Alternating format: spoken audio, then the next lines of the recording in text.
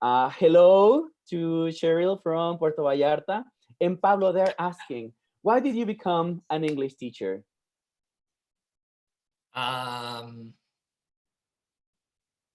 Why? I think that's kind of difficult to answer. I can answer the how.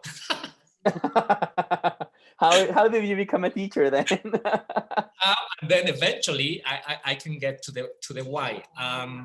I think it was, let me recall, it was 2002. I was working for Radio Móvil Dips at the time, which is Telcel here in Mexico City, a big mobile company. And I had been working there for about 6 or 7 years. And I was feeling really, really dissatisfied with the work I was doing. I felt trapped in an environment, in a corporate environment, and I felt that I was not doing anything positive for the world. That was my perception at the time. And I started looking for something else to do. So Harmon Hall, which is a really big language school here in Mexico, was looking for teachers. I was living in Puebla at the time, and I applied for the post. They offer an initial training course, so you could start giving classes there. And I said, okay, why not? Also because I had also been a student at some point in that school, and I had fond memories.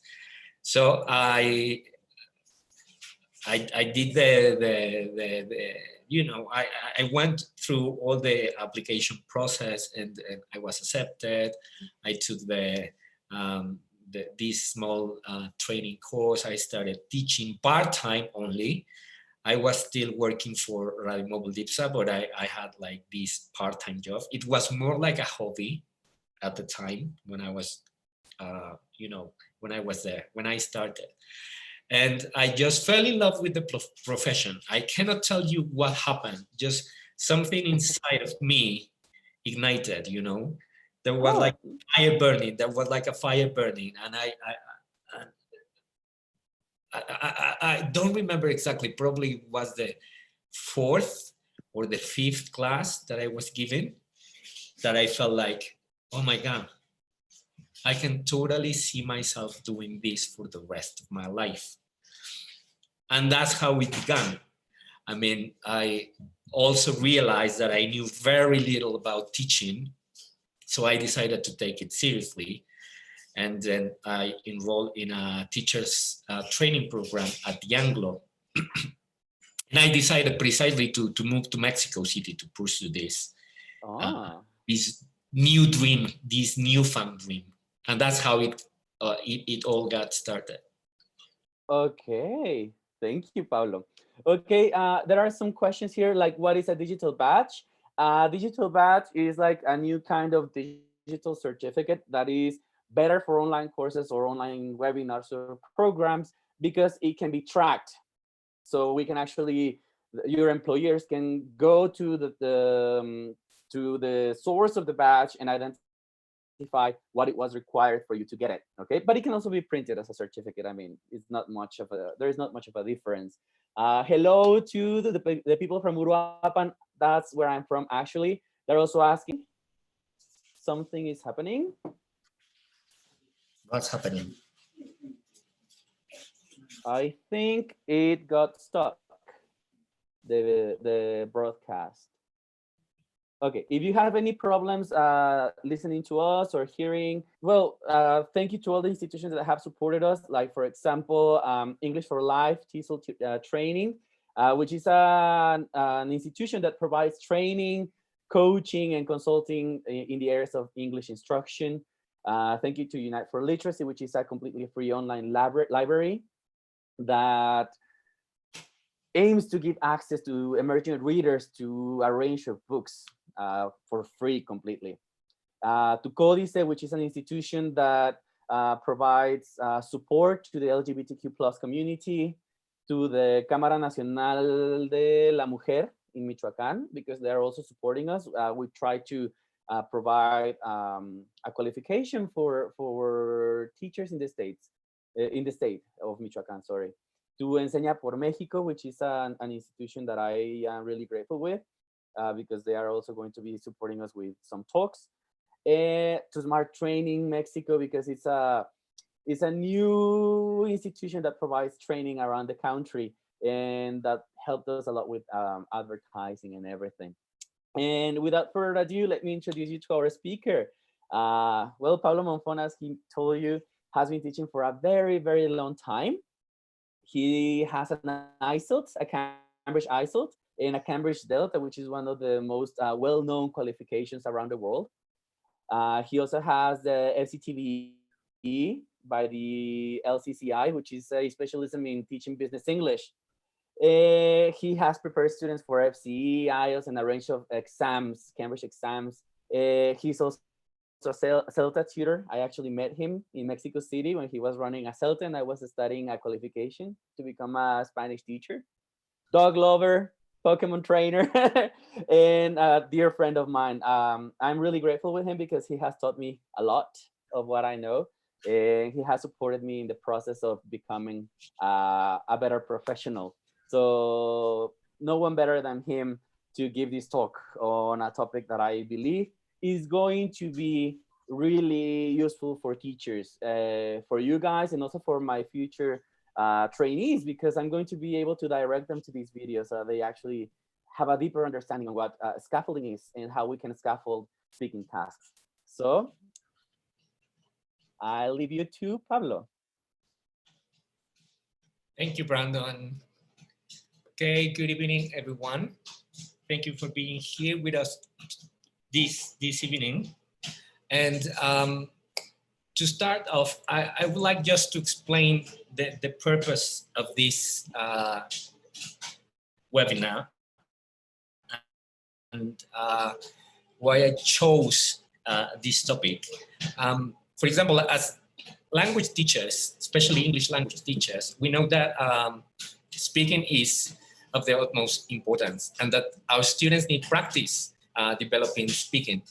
But sometimes, especially when we're working with, for example, young children or students who are in the lower levels, sometimes speaking is very hard to develop, and it's really difficult for teachers to make students speak, or we give them opportunities and we seem to notice that there's, you know, like there's something missing.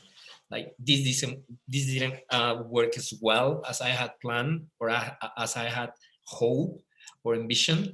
So hopefully this short talk will give you some ideas on what to do when dealing with speaking activities in the classroom, how to set them, how to plan them, and probably how to make students speaking richer regardless of their level. All right, so let's get started. Let me show you my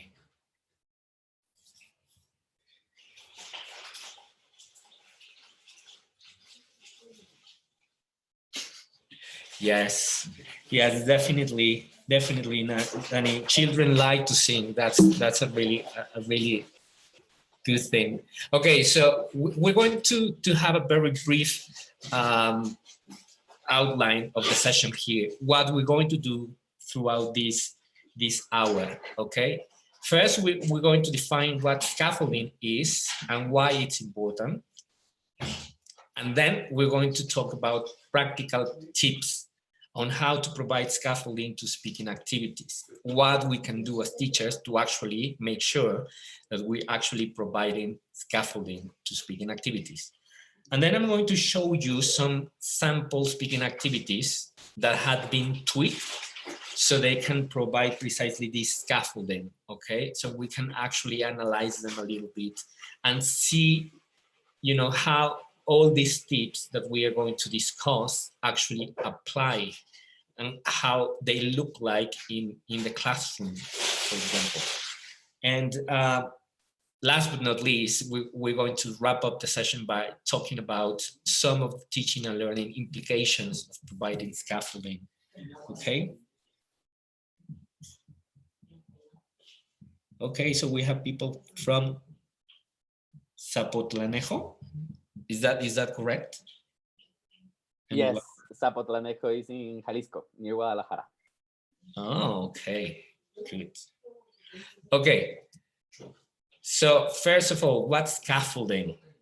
Okay, this term actually comes from architecture and engineering. Okay, scaffolding is temporary support that surrounds a building under construction. It's all these, you know, tubes and pipes that we see, for example, and people laying bricks together and all that. But it has been, you know, transformed into a metaphorical term in the English language teaching community. Okay, and now we use scaffolding as a metaphor to describe the support, especially the type of support that we give learners while they're still building up their inner language system. Just as this happens in the real world with houses and buildings, in the language classroom, we do this as teachers, okay? We develop techniques, or we create a series of activities that will provide learners with an additional support that will help them build up this new language system that they need. Okay. Basically, in a nutshell, is everything we do, all that support that we do that allows learners to perform a task, especially productive tasks like writing or speaking, at a level that is beyond their current competence. Okay, it's not as if the task is not achievable by learners, but it's precisely all the help that we give learners so they can actually achieve this task to a higher level of competence. Okay. We have more people from the Philippines and Texcoco. Oh, okay. All right.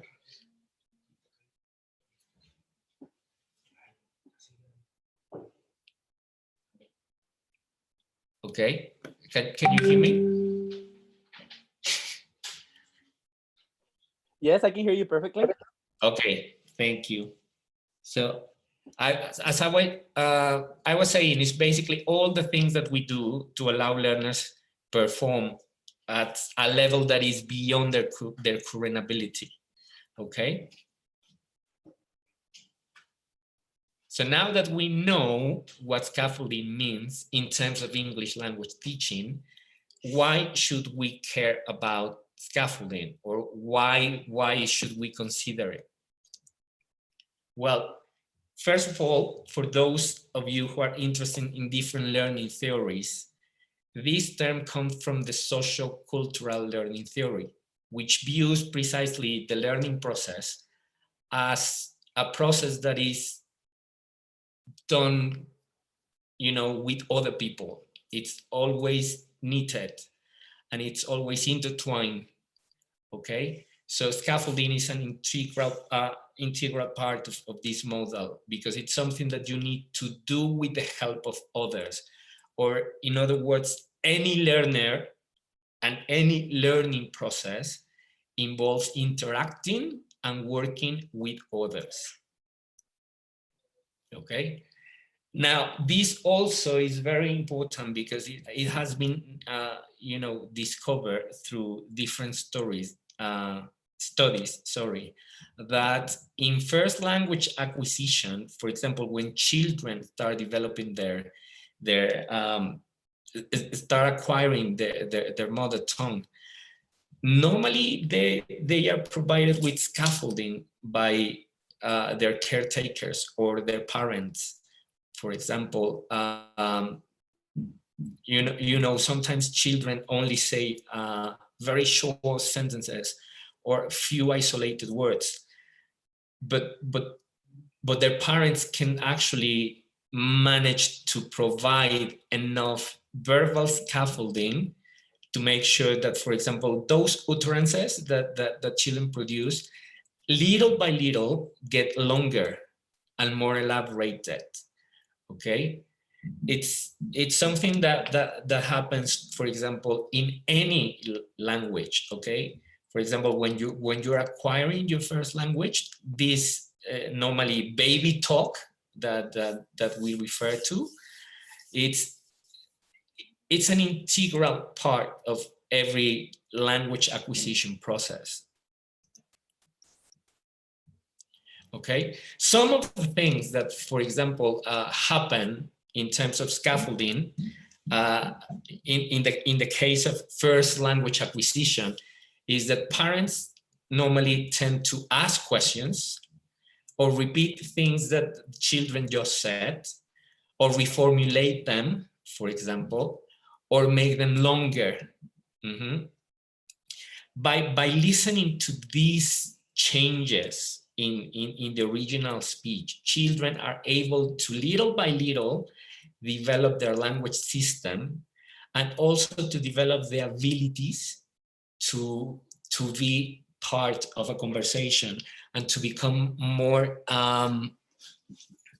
successful participants in conversations. And of course, naturally, what this happens with this scaffolding is that as children get better, at handling conversations, as they become stronger users of their own language, this support, little by little, is taken away.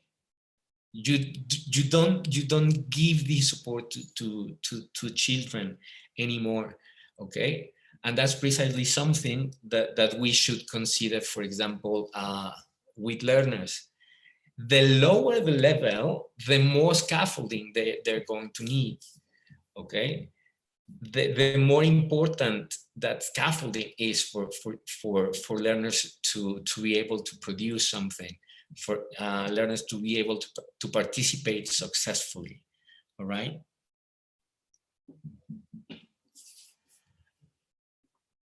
So basically, many experienced teachers know how to provide scaffolding, and probably they do that without knowing anything about the theory behind scaffolding, okay? Or they do that without knowing that it's actually part of some learning theory, okay? But unfortunately, not everybody is as experienced as they would like to be, okay? And sometimes what we need is precisely practical tips on how to make a speaking activity richer and more successful for students, okay? And that's precisely what we're going to talk about now, okay? So far, are there any questions regarding scaffolding and,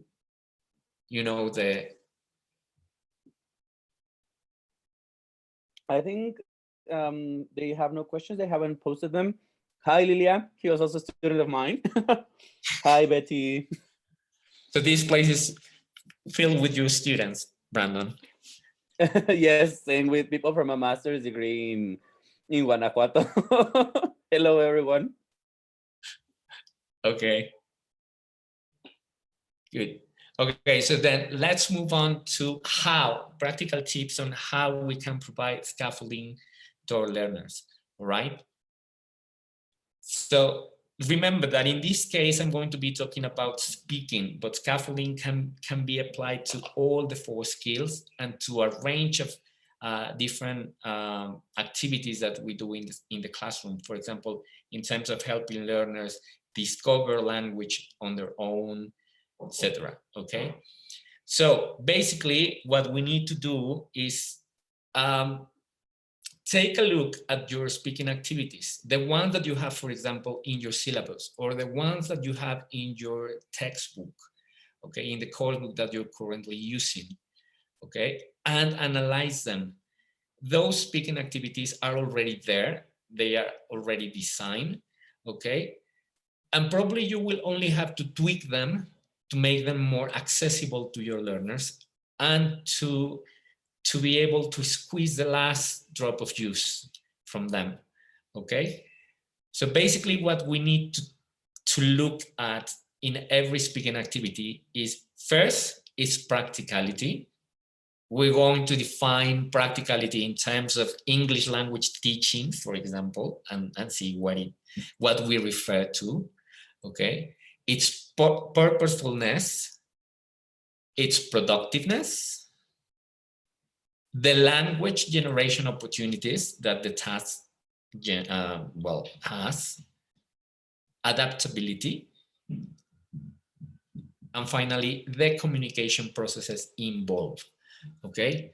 So every time that you have, for example, you open your textbook and you see a speaking task that it's already there, and if you want to know if it's going to really work with your students, then you need to see at these different aspects: practicality, purposefulness, productiveness, language generation opportunities, adaptability, and communication processes. And that sounds very simple, but it's not as easy as, you know, as people might think. You need to go a little bit deeper, okay? So you need to ask yourself questions. Precisely that's why it involves analyzing activities, okay? For example, what do we mean by practicality? I think I've seen that question.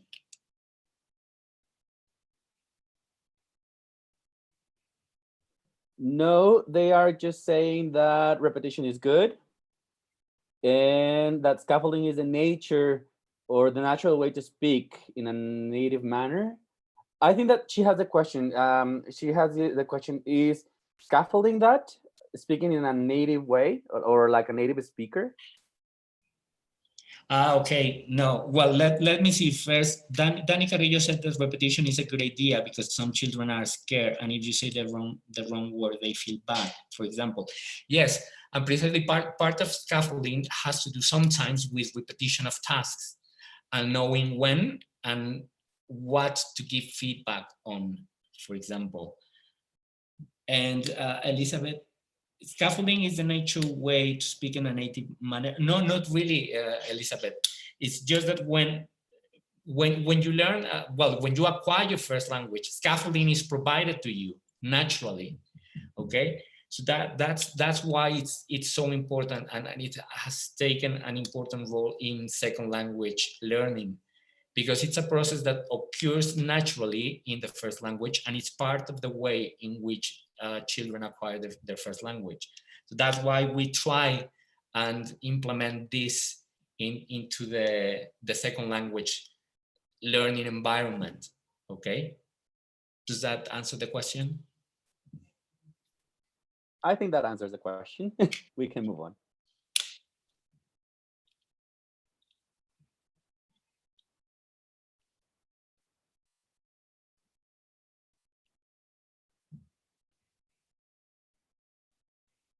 Okay, Juan Jose says, it sounds to me like scaffolding has to do with the means to get to a productive stage.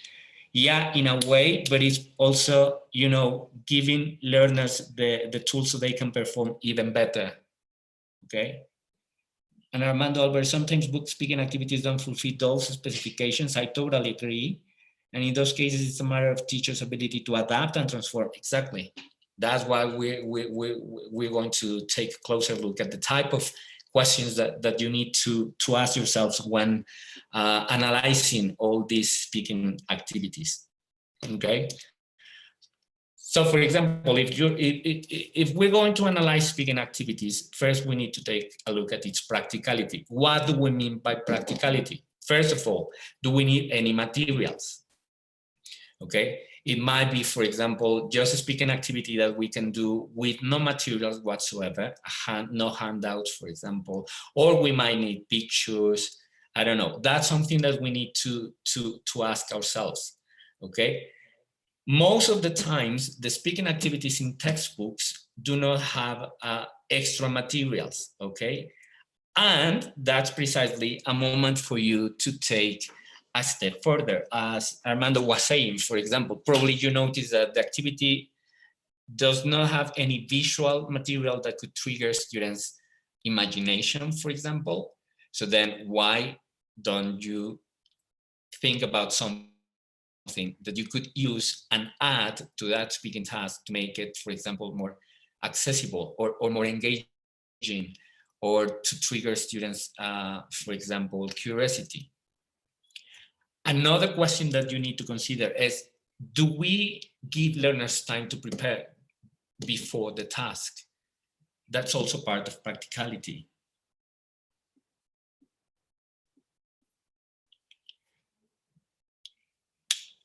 Okay, sorry, I have a question here. For example, if before speaking activity, I give them vocabulary for the situation, does it count? Yes, that's definitely part of scaffolding. It's precisely giving students additional tools or things that will help them perform better during a speaking task. Yeah, that's a really good thing to do. Okay. Last but not least, in terms of practicality, is there a model to be followed? Okay. Of course, this question in terms of speaking activities in textbooks is normally going to be answered no. Okay. So that's why as teachers, sometimes we need to think about how we can actually model an activity or give a demo of the activity, probably using yourself as an example. Okay. In terms of purposefulness, what questions can I ask? First, is there a tangible outcome for the task? After the task has been completed, can students actually notice that they have achieved something? Okay, how are they going to know, for example, that they have achieved the goal? Okay, and if they have, for example, how can actually students evaluate that outcome or that result? What can we do to help students evaluate what they did? Okay, this is also very important in terms of scaffolding, because it helps them develop not only critical skills, but critical thinking skills, but also it fosters autonomy. Because in the end, when they go to the real world, they will be using the language on their own. They will not have you, the teacher, there to help them. Okay. Okay. Now, moving on to the next the next aspect that we need to analyze in terms of speaking activities, productiveness. What does this refer to? First of all, is how much speaking does it generate, or how many speaking opportunities will students actually get during the task? Okay. How much choice of language do they have? Or is it restricted? Okay, the better tasks are precisely those that have no restrictions whatsoever in terms of language. But on the other hand, those that allow students to make use of all the language they know, all the language at their disposal, and use it in order to complete the task. Very closely related is, for example, the language generation opportunities area. And what does this mean? Is, for example, probably we've been working with a certain type of grammar or vocabulary during the last few sessions. But do learners have chances to ask or to be prompted to use vocabulary and grammar that they have not covered yet? Okay. Does the activity actually create a need to new language? That's a very important aspect to consider. For example, when a task allows learners, for example, to question their language knowledge. It's like, for example, I want to express this, but I don't really know how to do that. Or I would like to say this, but I'm not sure how I could do it. Precisely because it opens doors for teaching, for future teaching, and for richer teaching, and for meaningful teaching. Okay. And this is very important, for example, in terms of language generation of opportunities. How how much is the room for students to be able to personalize the language and to make it their own, to actually express things they want to express, to say things they want to communicate.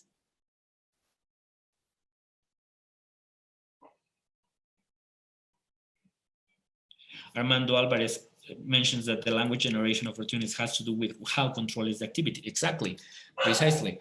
If a speaking task is controlled, then it's not going to work in terms of language generation opportunities.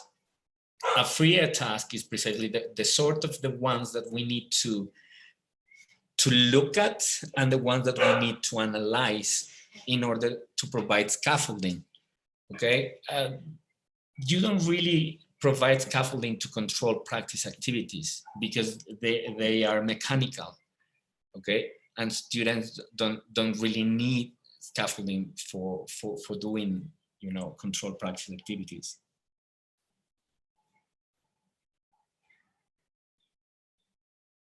Ana Guadalupe has a really nice comment. Her students are working in a blog, in a cooking blog, and they're having lots of fun because they record and they find the vocabulary. That's precisely part of what I was talking about in terms of language generation opportunities. In this case, Anna's students are making the language their own. They are the ones choosing, for example, which vocabulary to use based on, for example, on the recipes that they choose, which are, of course, are going to be basically dishes that they like or enjoy or whatever.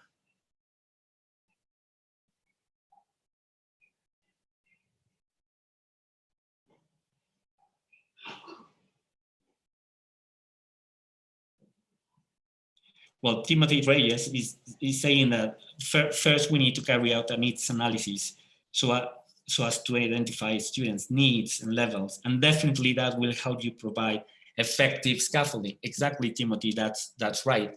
I was saying before that the lower the level of students are, the more scaffolding they're going to need. And of course, this varies from student to student. Even let's say that you have two students at the same level, they are beginners, let's say, but they may have different strengths. Okay, so one of them might need a little bit more scaffolding than the other. So definitely needs analysis is a great tool in order to decide, for example, how much scaffolding you will have to provide and at what, for example, stages of the lesson you will have to do it. Amanda, is it possible to go back one slide? Yes, let me go back to the previous slide. There you go. Is that the one, Amanda, that you need? Yes, it was that one, but don't worry, I already sent a message to her. Okay.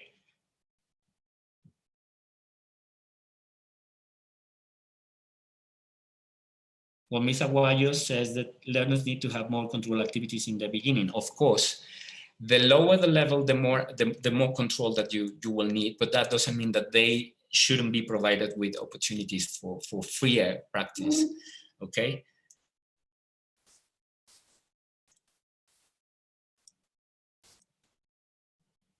Okay, moving on to the next aspect that we need to check, for example, in terms of adaptability. Basically, you just need to think about, for example, what can I add, what can I omit, or what can I change to make this task, for example, suitable for a lower or a higher level, basically. And last but not least, in terms of communication processes, for example, what we need to pay attention to is precisely, does the speaking task try to replicate what happens in real life communication, okay? Or is it just completely artificial?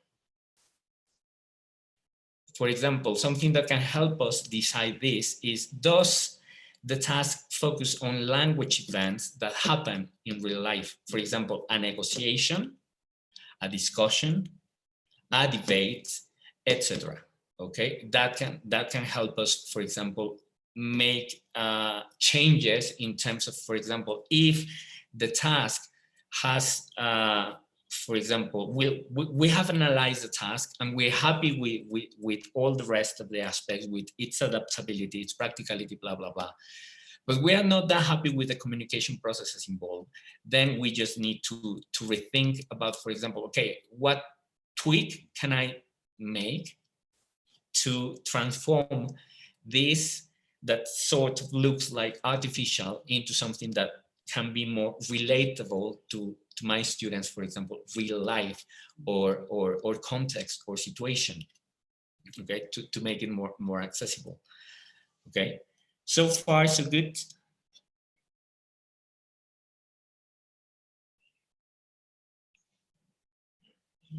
Miriam Garcia, how to apply with a C1 level student.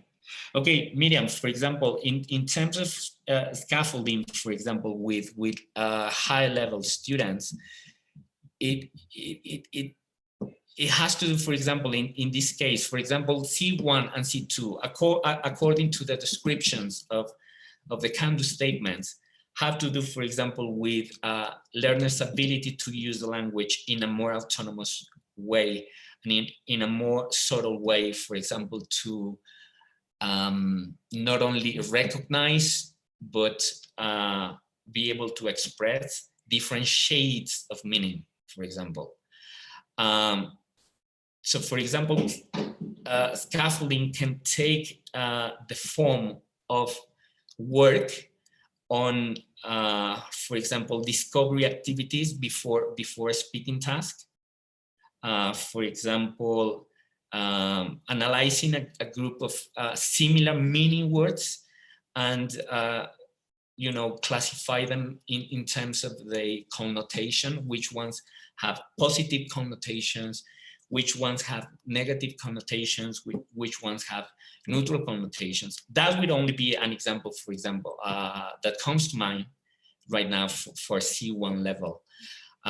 Something that you should consider, though, is that, for example, in terms of scaffolding for higher levels, they should be aimed at precisely helping students develop learner autonomy more than anything else.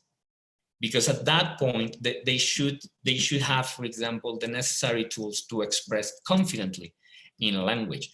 But we need to take them beyond that and, for example, make them, take them out of the comfort zone and push them into the unfamiliar regions of, more sophisticated language use.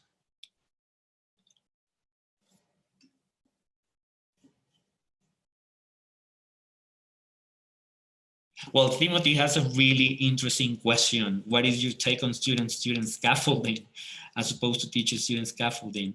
There seems to be mixed feelings about this. Well, my dear Timothy, I think that there are lots of things. There are lots of things that bring, mixed feelings in the language teaching community.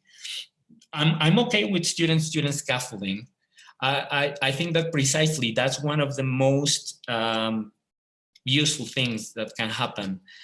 Sometimes teachers forget the fact that, for example, their work is to help students develop in the real world. And of course, we don't have teacher-student scaffolding in the real world. In this case, the closest thing that happened in the classroom that can resemble the type of scaffolding that happens in the real world is student-student, okay? For instance, when if you happen to go on holiday abroad to a country where you don't really speak the language confidently, you probably only know a few phrases and survival language bits and units, people will very likely provide you scaffolding by doing what we talked about in the beginning. What happens with caregivers of small children learning their first language? They will ask you questions. They will extend what you say in order to clarify your intended meaning. And precisely that has to do, for example, with student-student scaffolding. That's what's going to happen. For example, when you pair up, for example, two students who can actually benefit from each other, probably a shy student with an outgoing one, or a student who is more analytical and reflective versus a student who is, for example, more risk-taker and more hands-on. Okay, it's basically just balancing those things in terms of making sure that for students are able to complete the task in a way that they wouldn't, for example, if they were working with somebody else. Okay, that they are forced to put into practice tools that they wouldn't use, for example, with their favorite peer or with their best friend. Exactly, Miriam, that's precisely my point, exactly. Scaffolding in this case for your higher level students means push them out of their comfort zone. It means, you know, ask more for them, you know, feel them in the need of being able to not only communicate what they want, but doing it in a more polished and sophisticated way. Because precisely, for example, any of the Cambridge exams that are designed for assessing these C1 and C2 levels have to do with that. In terms of the speaking section, for example, they pay more attention, for example, not only to how fluent you are and how confident you are, but in terms of the shades of meaning that you are able to express, for example, and the extent of your utterances, okay? How relevant they are, how you know, able you are to pick on the nuances of the language, to make it richer, to make your message not only richer, but also clearer and more sophisticated, definitely.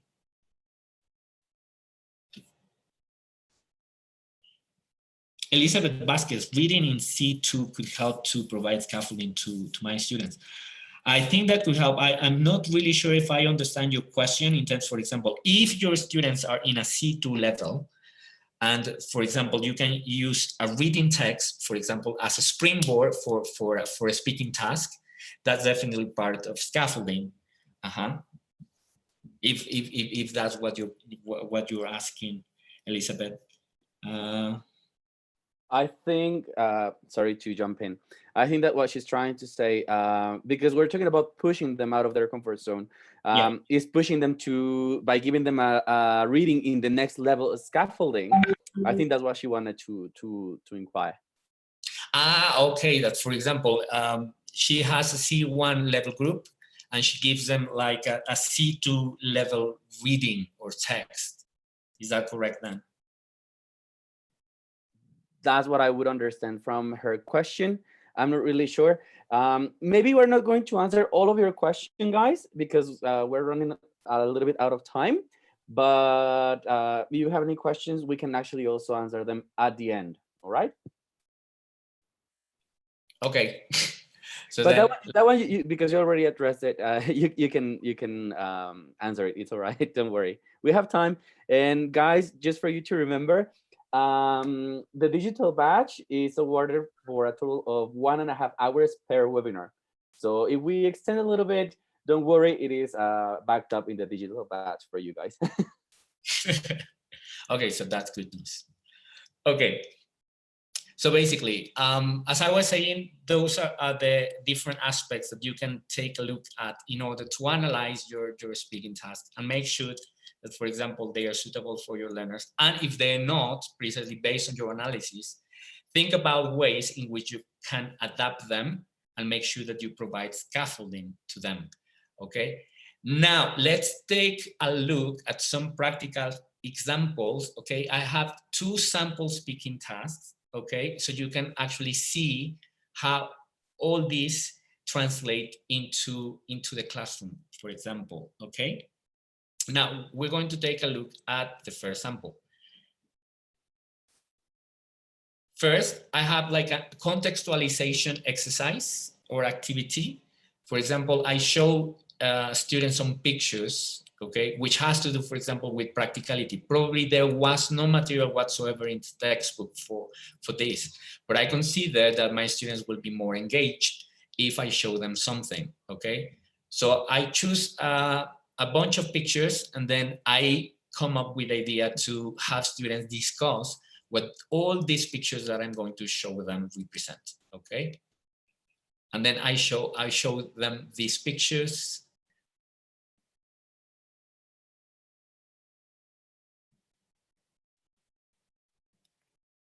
Okay, if you can see, for example, there's a baby there, there's a gift, there's some glasses with champagne, and probably all these have to do with so students can actually discuss for a very brief time and come up with ideas, okay?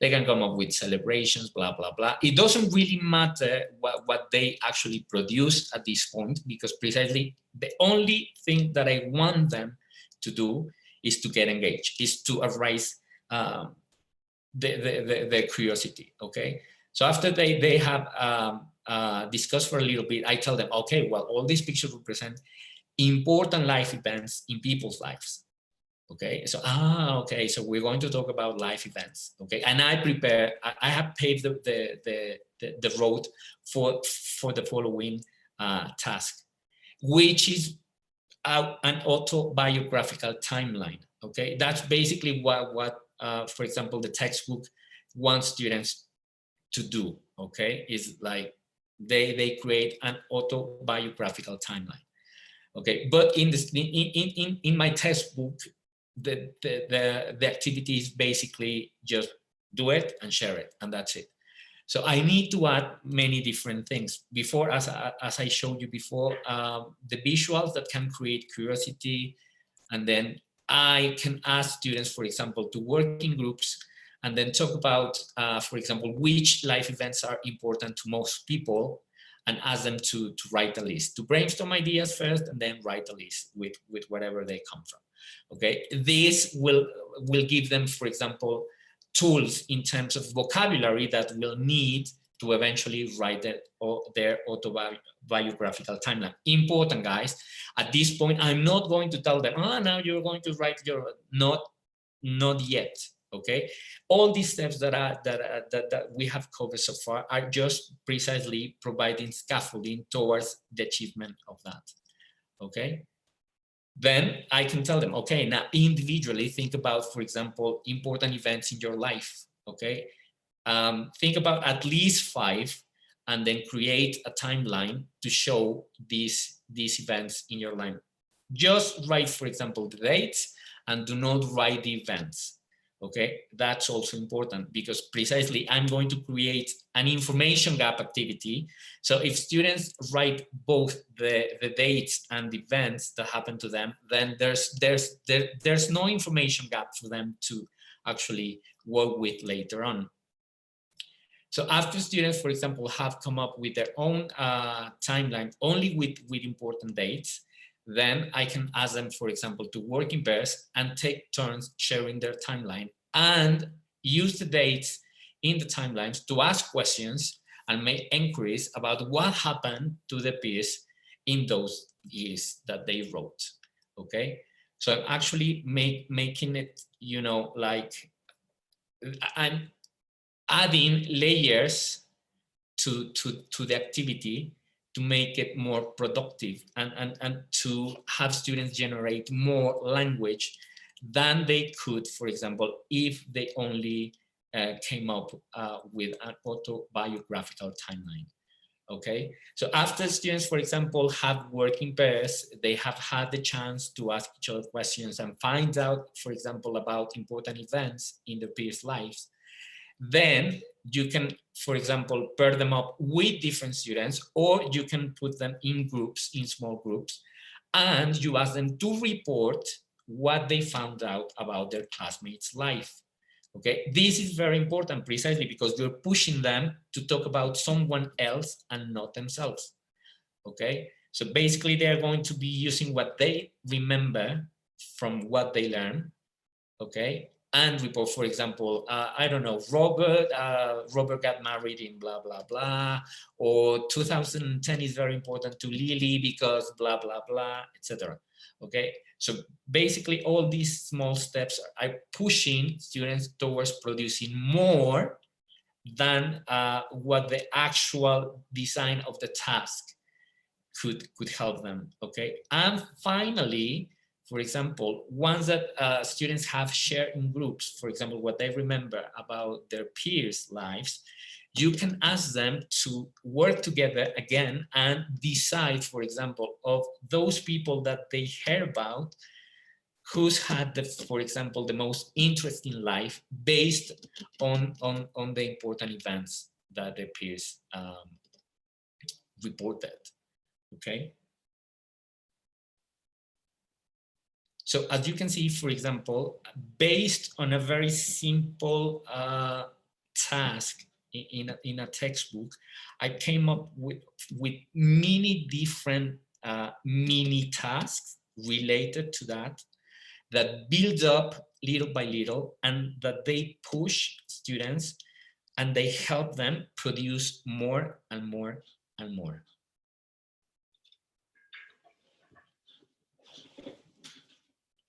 Okay, does that make sense?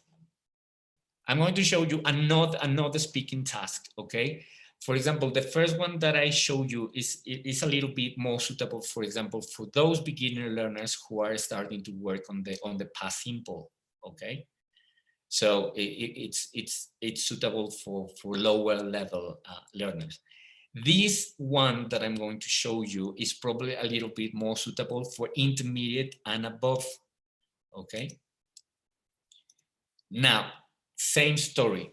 Probably I just have a task in my student's book that has no material, and I want to create, for example, a need for the task before. So I choose some material to show my learners, and then again I come up with some questions for them to discuss first and to help them get curious about what's going to happen. And I have two questions. Do you recognize these things? What do they have in common?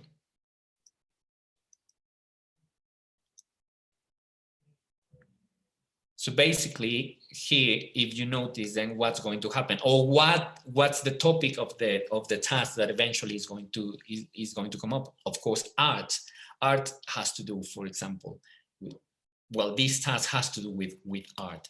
So basically, I choose this to introduce the task, the context, the topic, and what's going to happen. Eventually, I'm going to get to a debate about art. Okay. Remember, I'm not going to tell them at this point, you're going to participate in. No, I just create the mood.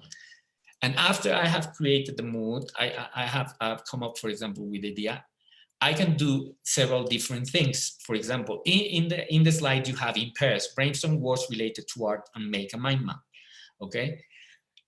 On the, for example, another thing you could do is precisely, you do exactly the same thing. You make a mind map, you create a mind map on the board with your whole class. Okay. Basically, just give me all the words that come to mind when you think about art, and you write all the words on the board in a mind map. Okay, so that's precisely just triggering students' background knowledge, whatever vocabulary they have. They start thinking about their opinions about art, because precisely those words or those concepts that they associate with art are going to pop up. Okay. For example, if you come up with a second step, something that could probably happen after the mind map. For example, if students work in pairs, then you can group them up. They compare the mind maps, and then you ask them to choose, for example, which of the ideas in the mind map are the most important for something to be considered art. And you ask them to pick the top 5 ideas. Okay. Or, for example, if you decided to do the activity as a whole class activity in the mind map, you can still divide students in small groups, and using the ideas on the board, each group has to decide, for example, which 5 characteristics are the most important for them to consider something art. Then, for example, you move into another stage of the task, and then you can basically start. You know, you have students think about their own ideas about art. Okay, for example, you can choose some controversial pieces of art and ask your students to think about how these pieces of art make them feel, or, for example, if they consider those should be considered art or not, and invite them, for example, to write just keywords that can help them remember their opinions or the feelings about the different pieces of art. Okay, now just for the sake of illustrating this more easily, I have chosen some controversial pieces of art here. Say that I'm going to use this in the task. Okay, so I can show them to learners, for example.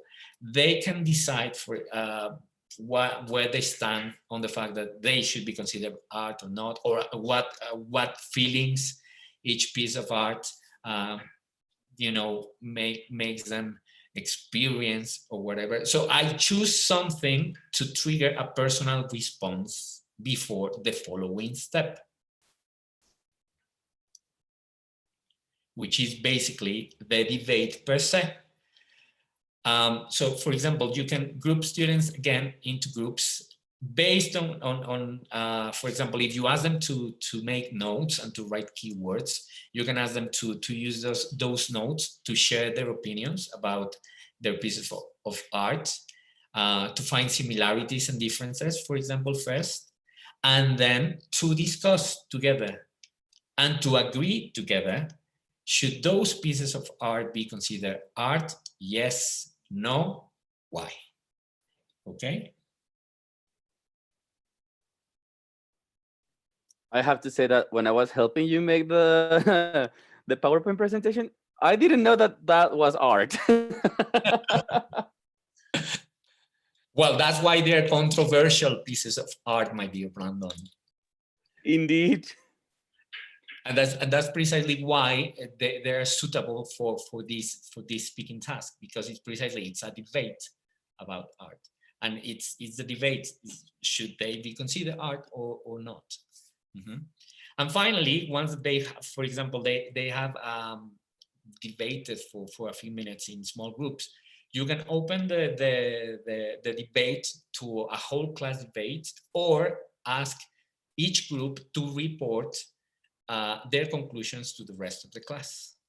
Okay, and as you can see, for example, with these 2 sample speaking tasks that I just showed you, we see, for example, how all these aspects that are involved in terms of analyzing speaking tasks were considered into turning, for example, original tasks from a textbook into a series of mini tasks that not only will provide scaffolding to learners, but also will help them produce richer language than they would be able to produce on their own or with no scaffolding from the teacher. Okay.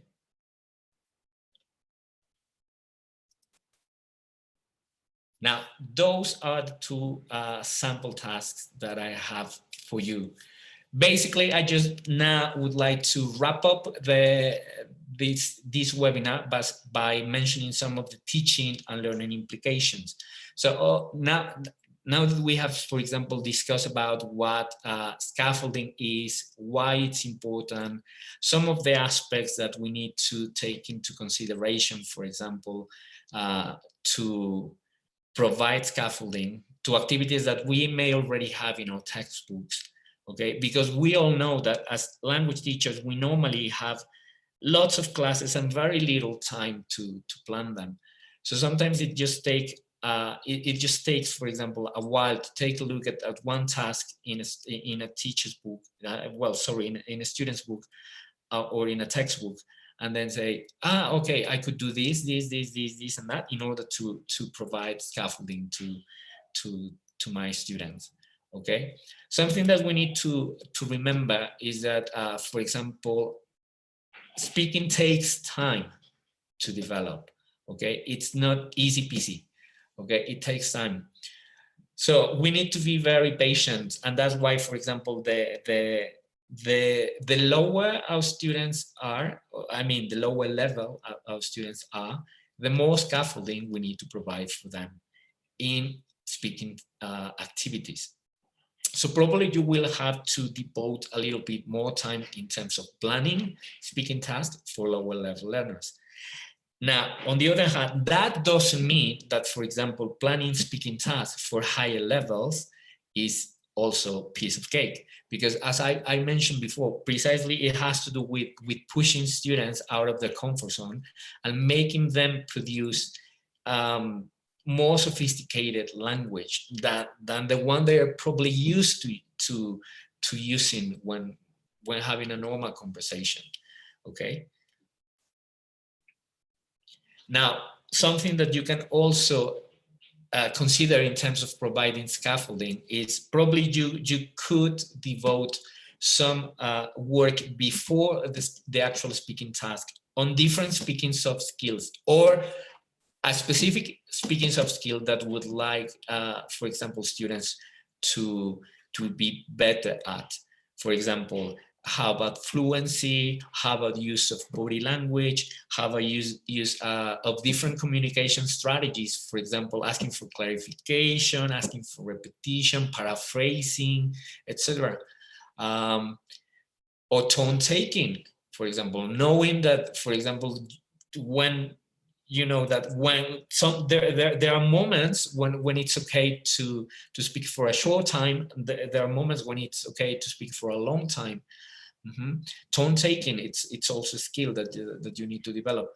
So basically, it's thinking about, for example, how you can actually integrate something that can help students become more aware of those soft skills that can actually put into practice later on in a speaking task. And for example, this involves thought of planning and lots of thinking, and also lots of crash and burning, guys. Don't be afraid of experimenting and trying things out. Okay.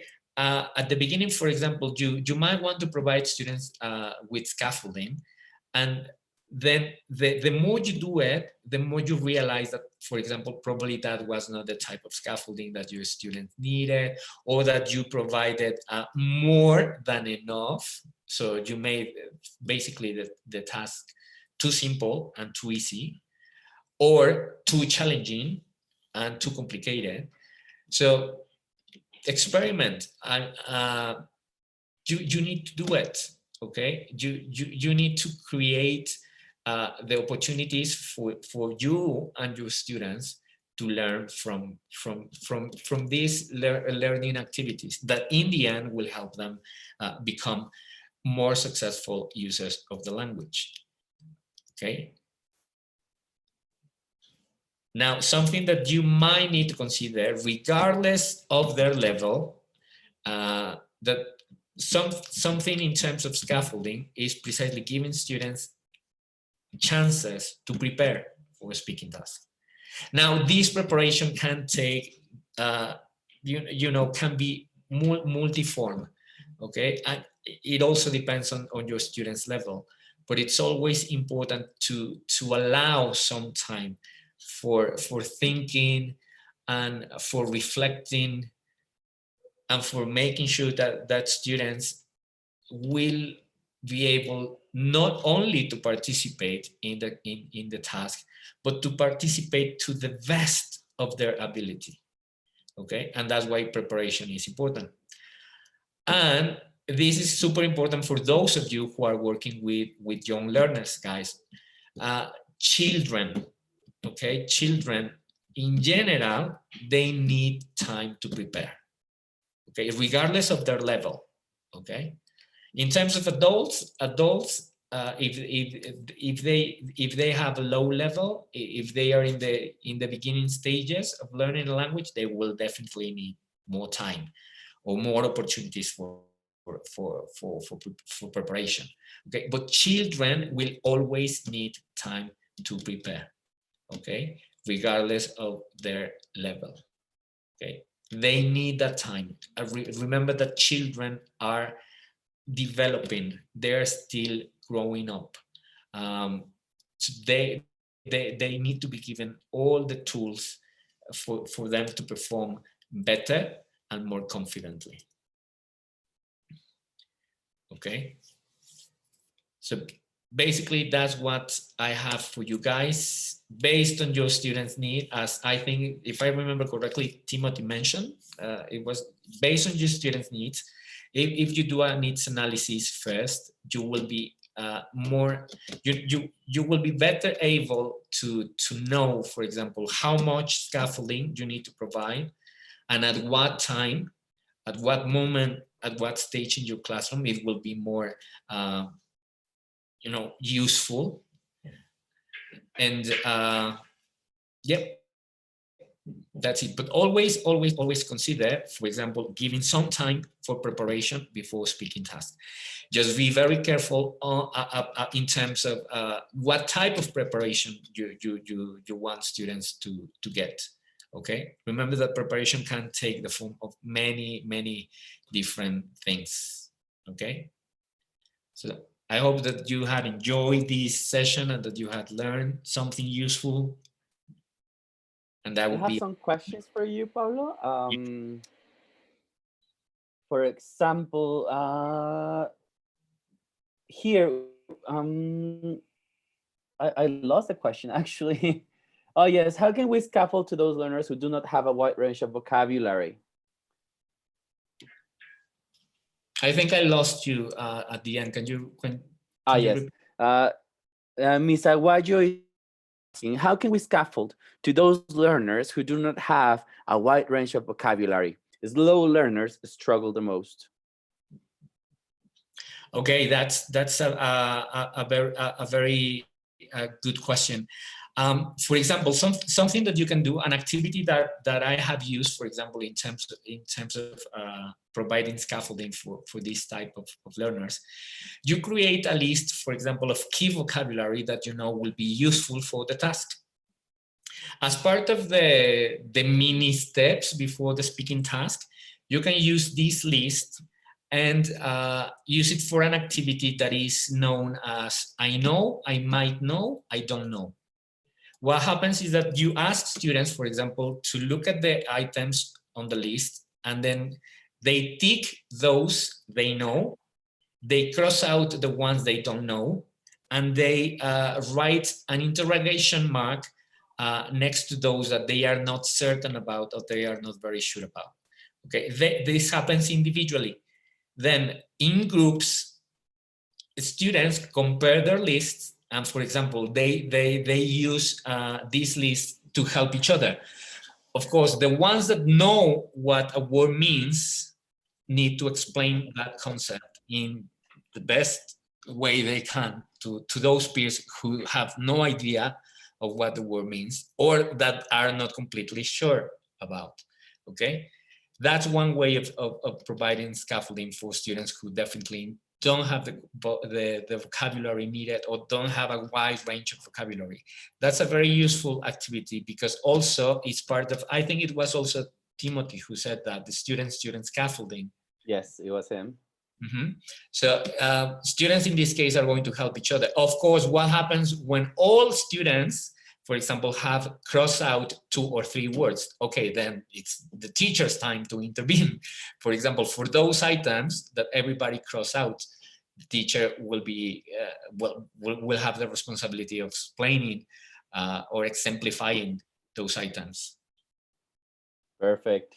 Thank you very much for the answer, Pablo. If you could like stop sharing the screen so they can see us like on a larger. There. Perfect. Thank you very much. Okay, guys. Thank you, Pablo, for everything. I learned a lot with along with all the attendees. As I told you, he's a great teacher trainer, and he's full of knowledge. I mean, and the way in which he prepares his sessions is so logically organized, and there is so much cohesion in his talks that we always end up learning a lot. So thank you, Pablo, for that. For those of you who may be interested in getting to know him a little bit more, I'm pretty sure that you are familiarized with this book. It's by Harmer. He's not sponsoring me, by the way. I wouldn't mind if he wanted to sponsor me, Harmer. Let him know. The Practice of English Language Teaching by Jeremy Harmer. If you have the latest edition, you will find that it's got a little CD in the back. And in there, you will be able to find Pablo Monfon as well. He participated in that edition.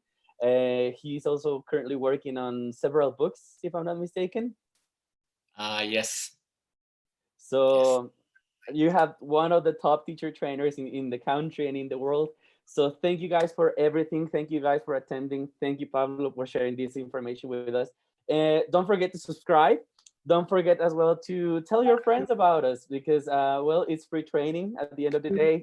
And the idea is to give something back to community during this time of the current situation. I don't want to say the word, but we needed to get distracted, I guess, to get something different, some kind of fresh air. And well, thank you to all the institutions that are supporting us, Canada and Michoacán, Smart Training Mexico, Unite for Literacy, Enseña por México, Códice, English for Life, TESOL Academy. Thank you to all of you as well for attending.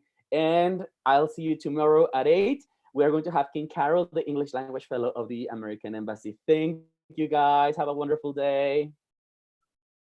Thank you, everyone. Have a good evening. Thank you for inviting me. I couldn't have chosen someone better for this.